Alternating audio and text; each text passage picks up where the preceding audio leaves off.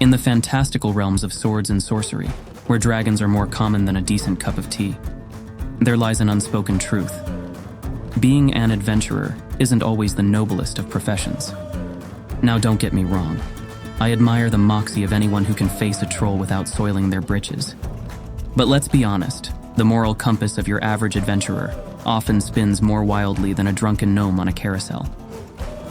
Before we jump in, hit like, subscribe, and smash that notification bell so you don't miss out on future videos. The economics of adventuring, a burglar's paradise. Firstly, consider the economics of dungeon delving. It's basically breaking and entering with extra steps. Imagine minding your own business in your subterranean lair, counting your hard-earned gold. Because let's face it, hoarding is a full-time job. And in barges a group of armor-clad ruffians, brandishing swords and a sense of entitlement you usually only see at a royal banquet. They claim they're liberating your treasure for the greater good. Eco-unfriendly adventurers, nature's nemesis. Adventurers traipse through delicate ecosystems with the subtlety of an ogre in a pottery shop. Oh look, a rare endangered species of giant spider. Let's kill it for experience points. It's no wonder most fantasy worlds are teeming with cataclysmic threats. Mother Nature is just trying to get back at these meddling environmental vandals.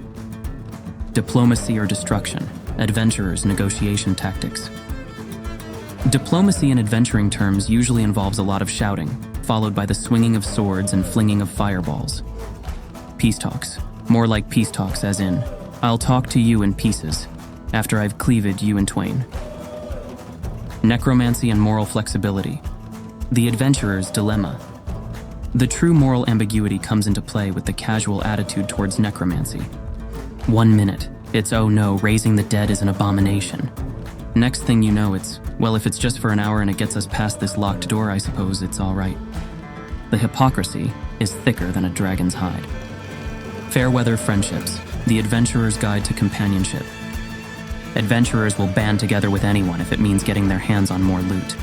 One day you're fighting against the rogue assassin, the next day they're your companion, all because they can pick a lock. Never mind the trail of bodies they left as long as they can get you into the treasure room, right? Law and disorder, adventurers' disregard for local jurisdiction. Finally, there's the blatant disregard for local laws. Oh, the Duke says no magic within city limits. Watch me cast fireball in this tavern and get away with it because I saved the town from a goblin last week. It's a wonder these adventurers aren't constantly in the stocks, munching on stale bread and repenting their myriad transgressions. So, while the life of an adventurer might seem all heroics and glory, the reality is a bit more murky. They're a combination of a cat burglar, eco-terrorist, warmonger, hypocrite, opportunist, and anarchist, wrapped in a shiny coat of alleged heroism. But hey, as long as there's a dragon to slay and a kingdom to save, who's counting the misdemeanors? Just remember, next time you're cheering for the hero, they might just be the lesser of two evils. But isn't that half the fun? Thanks for listening.